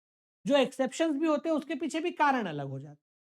किसी की परवरिश अलग रही हो, किसी का कुछ रहा हो, तो उसमें जैसे मान लो कि अगर इतिहास में हम गलत निष्कर्ष पे भी पहुंचते हैं, तो उसके पीछे निश्चित कारण तो होता है ना, कि हमारे पास एविडेंस ही कम है, तो हम कैसे निष्कर्ष पे पहुंचेंगे। पर जो एविडेंस है उसके आधार पे जो सोच बना रहे हैं वो तो सही है ना। भले ही फिर बाद में वो गलत साबित हो जाए, वो बात की बात है। बाद में वो गलत साबित हो जाए वो बात की बात है, पर उस समय जो मौजूद साक्ष्य थे, उनके आधार पे जो बेस्ट कंक्लूजन निकल रहा था, वो तो यही था ना जो हम मान रहे थे। ये कितनी बड़ी बात है। तो ये अपने आप में उसकी वैज्ञानिकता को सिद्ध करता है कि उस समय जो चीजें मौजूद हैं, उनके आधार पर ये विषय यथासंभव वैज्ञानिकता पूर्ण दृष्टिकोण, इसीलिए इसको विज्ञान के अंतर्गत रखा जाना चाहिए। और इसीलिए इतिहास जो है वो भी विज्ञान के अंतर्गत रखा जाता, और वो किस कैटेगरी में आता है? स्थूल विज्ञान के अंतर्गत आता है। स्पेंसर महोदय ने इस बात को बहुत अच्छे से, ठीक है। उसके बाद हम आते हैं पियर्सन की बात पे। पियर्सन जो है, उन्होंने विज्ञान के 2 भेद किए हैं। एक है भौतिक विज्ञान और दूसरा है जीव विज्ञान। अभी हमने स्पेंसर के भेद देखे, सूक्ष्म विज्ञान, स्थूल सूक्ष्म विज्ञान और स्थूल विज्ञान। और किस कैटेगरी में इतिहास को डाला? स्थूल विज्ञान में। मैंने आपको बहुत डिटेल में समझाई है इस बात। अब हम पियर्सन क्या कहते हैं इस पे आते हैं। पियर्सन ने विज्ञान को 2 भागों में बांटा, एक भौतिक विज्ञान और दूसरा जीव विज्ञान, जिसको हम फिजिक्स और बायोलॉजी बोल सकते हैं। उसने इतिहास को इसमें से किसकी कैटेगरी में रखा? जीव विज्ञान। यहां पर पियर्सन का मतलब भौतिक विज्ञान और जीव विज्ञान का वो मतलब कतई नहीं है जो आप स्कूल में पढ़ते हो, कि फिजिक्स मतलब फिजिक्स, केमिस्ट्री मतलब केमिस्ट्री, बायोलॉजी, ये यहाँ पर वो मतलब नहीं है। यहाँ पर भौतिक विज्ञान का वो मतलब है जो स्पेंसर के यहाँ सूक्ष्म विज्ञान या स्थूल सूक्ष्म विज्ञान, या सूक्ष्म मान लो कम से कम। और यहाँ जीव विज्ञान का वो मतलब है जो स्पेंसर के यहाँ स्थूल विज्ञान। बस इतना ही। इसको वैसे मत देखो जैसे विज्ञान में देखो। पियर्सन के मुताबिक भौतिक विज्ञान का लगभग वो मतलब है जो स्पेंसर के मुताबिक सूक्ष्म विज्ञान, जो त्रिकाल अबाधित है, शंकर के ब्रह्म की तरह, कभी गलत हो ही नहीं सकता। और जीव विज्ञान का वही मतलब है जो उधर स्पेंसर महोदय के यहाँ सूक्ष्म विज्ञान न होकर के स्थूल सूक्ष्म या स्थूल विज्ञान है, जिसमें दृष्टिकोण सही रहता है, क्रियाविधि सही रहती है, काम करने का तरीका और पद्धति वैज्ञानिक रहती है, उपलब्ध साक्ष्यों के आधार पर यथासंभव वैज्ञानिकता की प्रैक्टिस की जाती है अपने कार्यों और निष्कर्षों इत्यादि में, कॉसेशन थ्योरी को फॉलो किया जाता है। लेकिन फिर भी ऊंच नीच की गुंजाइश रहती ही है, क्योंकि विषय की ही अपनी सीमाएं। तो वो जीव विज्ञान को इस तरह से देखते हैं, ठीक है ना। तो लगभग शब्दावली अलग है पर मतलब वैसा ही है। और इसीलिए पियर्सन महोदय जो है वो इतिहास को काय में रख देंगे? जीव विज्ञान की कैटेगरी में रख देंगे, ठीक है ना। ये बिल्कुल वैसा ही, उसने भी जीव विज्ञान के समूह को स्थूल विज्ञान माना है। इस प्रकार विज्ञान के वर्गीकरण को देखने से ज्ञात होता है कि इतिहास एक ऐसा विज्ञान है जो भौतिक विज्ञान की भांति निश्चित सिद्धांतों का सृजन न करने के कारण अन्य सामाजिक विज्ञानों के अंदर, वही बात जो मैंने आपको समझाई यहाँ पर इबारत के रूप में लिखी हुई, वही बात है जो मैं, नथिंग न्यू और नथिंग स्पेशल। ठीक है, यहाँ तक मेरे हिसाब से आपको ये बात ठीक से समझ में आ गई होगी। अब आगे बढ़ते हैं।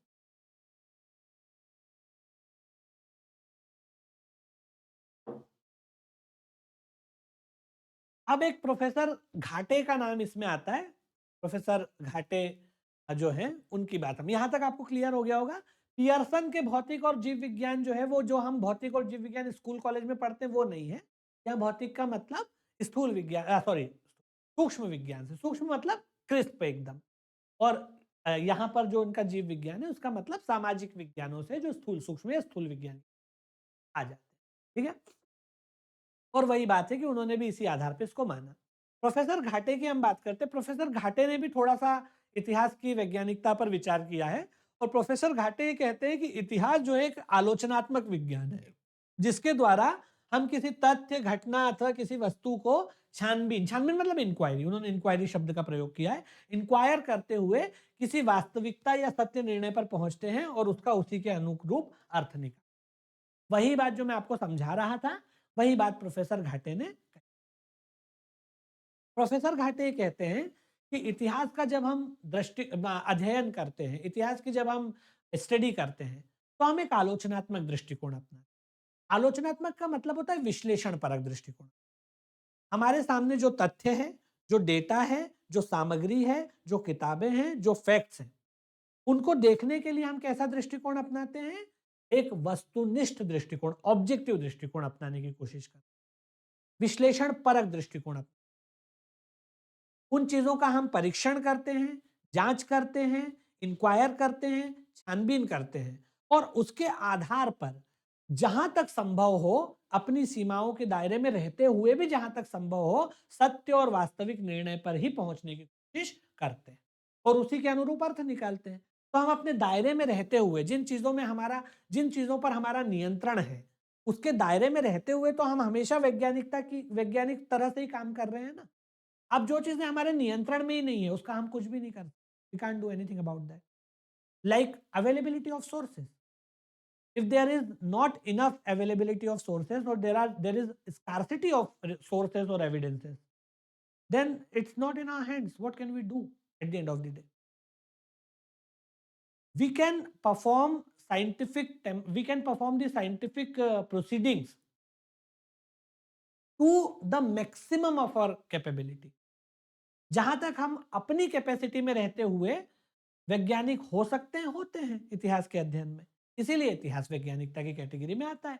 प्रोफेसर घाटे ने वही बात कि जब भी हम, अब ऐसा थोड़ी है कि कोई पुरातत्ववेत्ता जाता है तो अपने मन से कुछ भी सोचता है। वो तो चीज़ों को देख रहा है ना, उसको क्या मिल रहा है, उसके आधार पे वो निष्कर्ष अगर अशोक के अभिलेखों पर कुछ लिखा हुआ मिला, जेम्स विंसेप ने जाँच करके बताया, कलिंग के युद्ध के बाद ये हुआ, वो हुआ, ये हुआ, तो पता चला ना। उससे तो उसी से हम आधार निकालेंगे कि हाँ भाई अशोक ने जो है अपने साम्राज्य का इतना विस्तार कर लिया था। कलिंग के युद्ध में उसने देखा कि भाई बहुत लोगों को मार दिया, हो सकता है कि उसको बुरा लगा ही हो और फिर शस्त्र त्याग। हालाँकि कलिंग के तुरंत बाद अशोक ने शस्त्र त्याग नहीं किया था, 3 साल बाद किया। ये भी एक वो है। और हिंसा कम कर दी। ये नहीं है कि हिंसा एकदम ही बंद कर दी, हिंसा कम कर दी उसने। एक अभिलेख में लिखा हुआ मिलता है, गुजरात से एक अभिलेख मिला है, इसमें लिखा हुआ मिलता है कि अब हमारे रसोई में 1 ही मोर कटता है, 2 ही बटेर कटते हैं, पहले 4 मोर कटा करते थे, मतलब खाने के लिए। तो इससे ये अंदाज़ा लगता है कि हाँ, वो कलिंग के युद्ध के बाद उसका हृदय परिवर्तन हुआ होगा और थोड़ा अहिंसा की तरफ उन्मुख हो, या कम हिंसा की तरफ उन्मुख हो। तो अब हम अपने हिसाब से तो सही ही बोल रहे हैं, जो लिखा हुआ है तो उसके आधार पे। तो वो तो अपने हिसाब से वैज्ञानिक है ही, बाद में उस चीज़ का कुछ और निकल आए तो वो अलग बात। तो जब भी इतिहास की बात की जाती है तो एक आलोचनात्मक, विश्लेषण परक और ऑब्जेक्टिव यानी वस्तुनिष्ठ दृष्टिकोण अपनाने की हमेशा की और अपनी सीमाओं के दायरे में रहते हुए वैज्ञानिक पद्धतियों का ही चयन किया। बल्कि जब भी कोई रिसर्च पेपर लिखता है तो हवा में नहीं लिखता, उसको अपनी बात को बैकिंग करना पड़ता है, सब्सटेंशिएट करना पड़ता है तथ्यों से। नहीं तो कोई भी नहीं मानता, वो तो फिर व्हाट्सएप फॉरवर्ड हो गया, आपके घरों में चाचा मामा करते ही होंगे कि मुगलों ने भारत को लूटा और ये किया, वो ये तो सब व्हाट्सएप फॉरवर्ड है। लेकिन जब आप एकेडमिक्स की दुनिया में आते हैं, अकादमिक दुनिया में आते हैं, तो हवा में उल-जुलूल बातें व्हाट्सएप यूनिवर्सिटी की तरह की नहीं जा सकती। उसके पीछे आपको अकाट्य प्रमाण देने पड़ते हैं, प्रमाण की जाँच होती है। अगर प्रमाण अकाट्य हैं, सत्य हैं, अबाधित हैं, निर्द्वंद्व हैं, उस पर कोई सवाल नहीं खड़ा किया जा सकता, कोई ऐतराज़ हर्फ़ नहीं उठाया जा सकता, तभी वो मान्य होते हैं और तभी आपकी थ्योरी सही मानी जाए, वरना नहीं मानी जाए। तो ये तो प्रमाण पर ही आपकी बात मानी जाती है इतिहास में। अगर आप प्रमाण से सब्सटेंशिएट नहीं कर पा रहे अपनी थ्योरी को, तो वो मान्य नहीं हो। ये तो बहुत विज्ञान है, मानना ही पड़ेगा, ठीक है ना? ऐसा होता है। अगर कोई कहता है कि मुगलों ने भारत को लूटा तो फिर अंग्रेज यहाँ क्यों आए थे जब भारत लूट ही चुका था? इसमें ये निहित है कि अंग्रेज मुगलों ने भारत को नहीं लूटा था। अगर लूट ही लेते तो यहाँ पर यूरोपियन क्या करने आता। और जब अंग्रेज भारत से चले गए उसके बाद भारत को लूटने कोई भी नहीं आया, क्योंकि उसके बाद भारत लूट चुका था। मुगलों के समय तो भारत नहीं ही लूटा हुआ। अगर आप ये कह रहे हैं कि अशोक ने 84,000 स्तूप बनवाए, कुछ लोग मानते हैं, लेकिन 84,000 स्तूप मिले नहीं है कहीं भी। जब तक नहीं मिलेंगे हम नहीं मानेंगे कि 84,000 स्तूप। ये आंकड़ा बहुत बड़ा है। अशोक ने 100 भाइयों को निपटा, अपने 99 भाइयों को निपटा करके गद्दी पर क्लेम किया था, ये भी गप मानेंगे जब तक नहीं पता चला। ऐसी चीजें जो बहुत उससे आधारित वैज्ञानिकता से प्रमाणित नहीं होती इतिहास में, ये बात आपको समझ में आ गई होगी कि विज्ञान तो है पर भौतिकी या गणित वाला विज्ञान नहीं है, रीजनिंग वाला विज्ञान नहीं है, 2 और 2 4 वाला विज्ञान नहीं है अंकगणित की तरह। लेकिन हाँ, जो पद्धतियां अपनाते हैं और जो सीमाओं में रहते हुए जो तरीका अपनाते हैं, जिस तरह से हम कंक्लूजन तक पहुंचते हैं, वो बिल्कुल वैज्ञानिक। वो दृष्टिकोण, वो सोच, वो प्रविधियां वैज्ञानिक। यहाँ तक आपको समझ में आ गया होगा। अब यही बात यहाँ पे लिखा हुआ है, उसको मैं एक बार रीड आउट कर देता हूँ, कुछ नई बात होगी तो विल डिस्कस अबाउट। ऐतिहासिक विधि जो कि निरीक्षण, तुलना, नियमीकरण से बनती है, विज्ञान की सजातीय है। इतिहास भी इन्हीं नियमों के अनुसार अन्वेषण करता है। तो अन्वेषण का मतलब वही इन्वेस्टिगेशन या एनालिसिस, वही बात जो मैं बोल रहा हूँ। अर्थात वैज्ञानिक ढंग से सत्य की खोज के लिए ग्रहण करता है। वही जो तरीका अपनाता है वो वैज्ञानिक है। वही मैंने बोला, ढंग बोल रहे हैं, तरीका बोल। इतिहास में तथ्यों का संकलन होता है, चाहे वे किसी भी स्थान पर प्राप्त क्यों ना हो। दूसरे शब्दों में कह सकते हैं इतिहास उन समस्त तथ्यों का संकलन करता है जो उसे इतिहास के निर्माण के लिए कहीं से ही प्राप्त होते हैं। एकत्रित तथ्यों का सतर्कता और निष्पक्षता के साथ विश्लेषण करता है। विश्लेषण यानी एनालिसिस, ठीक है। इस विश्लेषण का उद्देश्य ये ज्ञात करना होता है कि तथ्य सही, ठीक है? वही बात जो मैंने आपको बताई वही यहाँ पर लिखी हुई। कोई भी फैक्ट मिलता है तो पहले उसको लॉजिकली स्क्रूटनाइज किया जाता है, उसको स्क्रूटनी की जाती है कि सही भी है कि गलत है। अशोक ने अपने 100 भाइयों को मारा, इस बात को एक जगह कहीं लिखा हुआ है, पर इसको तब तक सही नहीं मानेंगे जब तक इसके पक्ष में बहुत जबरदस्त कोई प्रमाण नहीं मिल जाता, क्योंकि ये गप ज्यादा लग रही है। 99 भाइयों को मारना और उसके बाद गद्दी को क्लेम करना, 99 भाई होना ही बहुत बड़ी बात है, तो ये अपने आप में गप लग रही नहीं। अशोक ने 84,000 स्तूप बनवाए, 84,000 में से कम हमें 8400 ही मिल जाते तो हम मान लेते, लेकिन 8400 भी नहीं मिले। कैसे मान ले कि 84,000? ना उसके इतने प्रमाण मिलते हैं। लेकिन हाँ, अशोक ने कलिंग के युद्ध के बाद शस्त्र त्याग किया था, इसकी कई घटनाएँ मिल जाएँगी, बहुत सारे अभिलेख मिल जाएँगे। अशोक जो है वो देवानाम पियदस्सी नाम से रूल करा था। कनिष्क ने सोने के सिक्के चलवाए, जगह-जगह मिल जाएँगे। तो जो चीज़ मानी जा सकती है उसको हम मानेंगे, जो चीज़ नहीं मानी जा सकती उस पे सवाल या निशान खड़ा करेंगे। तो ये पद्धति तो घोर वैज्ञानिक है।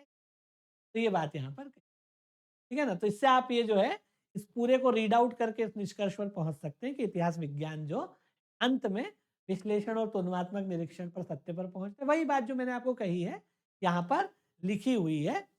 तो इसलिए हम मान सकते हैं कि विज्ञान जो है वो सॉरी इतिहास जो है वो विज्ञान तो है। बस यही है कि वो वाला विज्ञान नहीं है, जो 2 और 2 4 करके सिद्ध होता है, या परख नली में आप टाइट्रेशन करके अम्ल क्षार मिला करके उससे लवण बनाते हो, या आप प्रकाश का संश्लेषण देखते हो, या प्रकाश का अपवर्तन देखते हो, या आप वर्नियर कैलिपर पे तार की त्रिज्या ज्ञात करते हो। वो वाला विज्ञान ये नहीं है।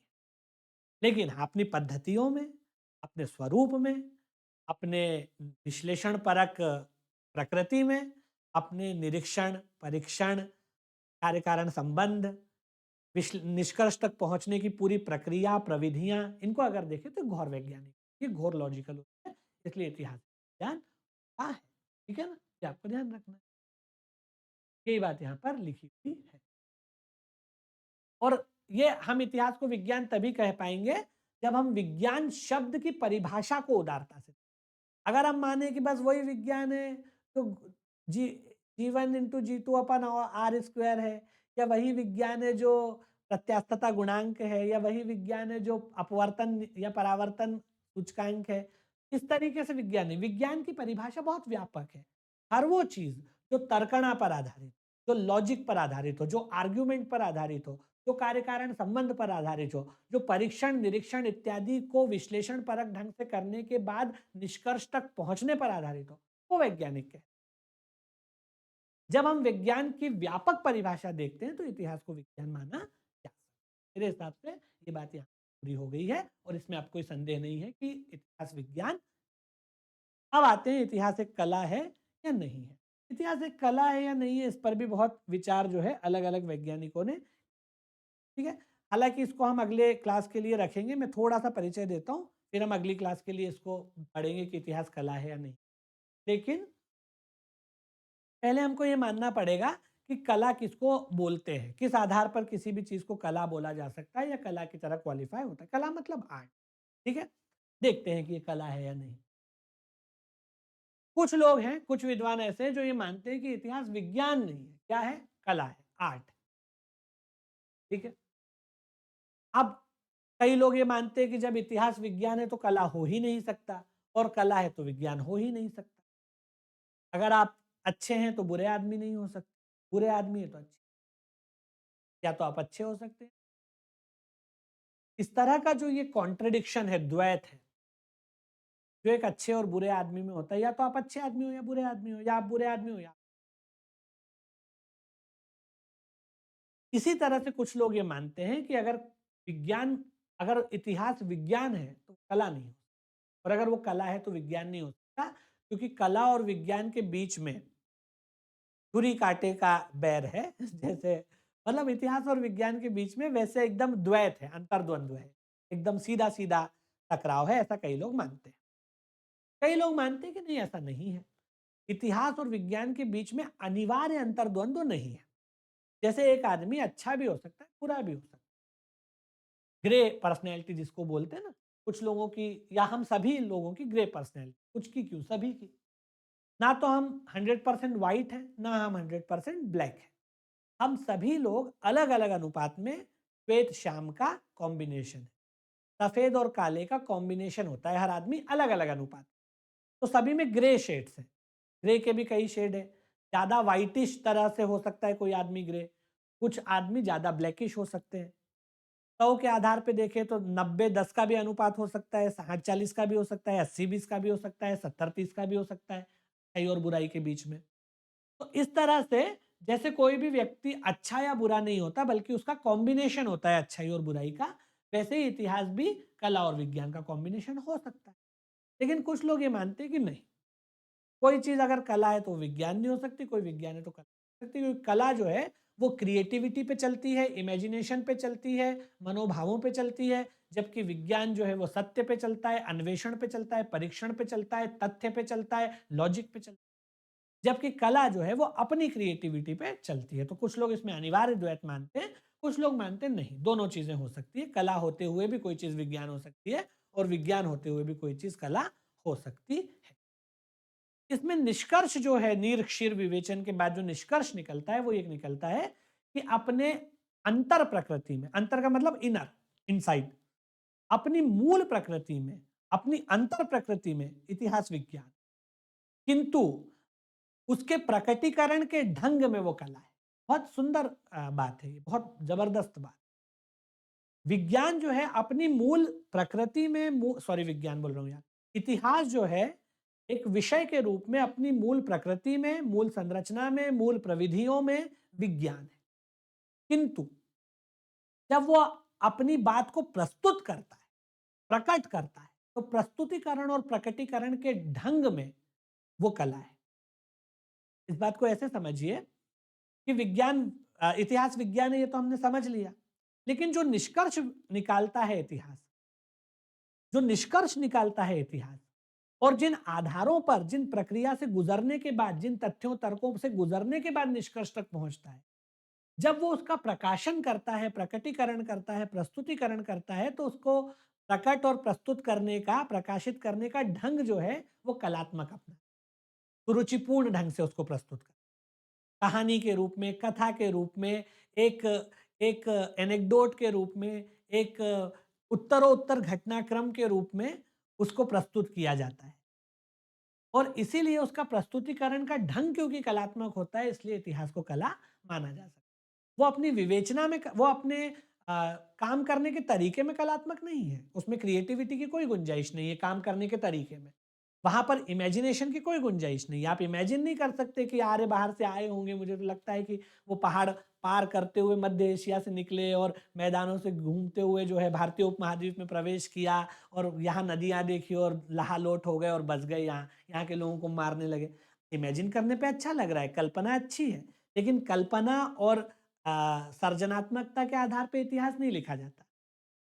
इतिहास के पीछे कारण होना चाहिए, लॉजिकल कारण होना चाहिए, कोई ऐसे साक्ष्य मिलना चाहिए, चाहे वो भाषागत समानता हो, चाहे वो कोई वस्तुएं मिले, चाहे वो सांस्कृतिक समानता हो, चाहे वो आपकी जो रेशियल क्वालिटीज होती है, बॉडीली क्वालिटीज, फीचर्स हो, डीएनए मैच करे, कंकालों का डीएनए निकाल के मैच करवाया जाए, वहां के लोगों का यहाँ के लोगों का, वहां की उस समय की स्क्रिप्ट यहाँ की इस समय उस समय की स्क्रिप्ट में कोई समानता दिखे, तो वो लॉजिकल ग्राउंड पे प्रूव होगा। सोचने से नहीं होगा कि आर्य जो है वो आए बाहर से और अच्छा लगा कहानी सुन के। तो अपनी प्रकृति में, मूल प्रकृति में इतिहास कला नहीं है, क्योंकि उसमें इमेजिनेशन का, क्रिएटिविटी का, कल्पना का, गप का, अपने विचारों का, मनमाने विचारों का कोई, किंतु जब उसका प्रस्तुतिकरण किया जाएगा तो वो विज्ञान की तरह बोझिल और उबाऊ नहीं होगा। विज्ञान अपने तथ्यों को, तर्कों को, निष्कर्षों को बोझिल रूप से प्रस्तुत करता है, लेकिन इतिहास उसको कलात्मक और सुरुचिपूर्ण ढंग से प्रस्तुत, वो अपनी मूल प्रकृति में वो काम बेहद बोरिंग होता है। अगर आप पुरातत्ववेत्ताओं को देखेंगे, बेचारे धूल फूकते रहते हैं, छोटी-सी झाड़ू से झाड़ू साफ क से धूल साफ करते हैं, काँच लेके जो वो माइक्रो वाला काँच होता है, उससे लेके चीज़ों को देखते हैं। वो काम कितना ही बोझिल क्यों ना हो, लेकिन जब उसका प्रस्तुतिकरण किया जाएगा, तो एक कहानी के रूप में किया जाए। कैसे कोई आक्रांता आया, कैसे उसने हमला किया, कैसे उसने साम्राज्य बनाया, क्या आपस में टकराहटें रहीं, तो वो एक बहुत सुरुचिपूर्ण ढंग से चीज़ों को बताता है। तो इसीलिए जो उसका प्रस्तुतिकरण है वो बेहद सुंदर, सरल भाषा में और सुरुचिपूर्ण करना है, वो बिल्कुल वैसे ही बताता है जैसे साहित्य की तरह।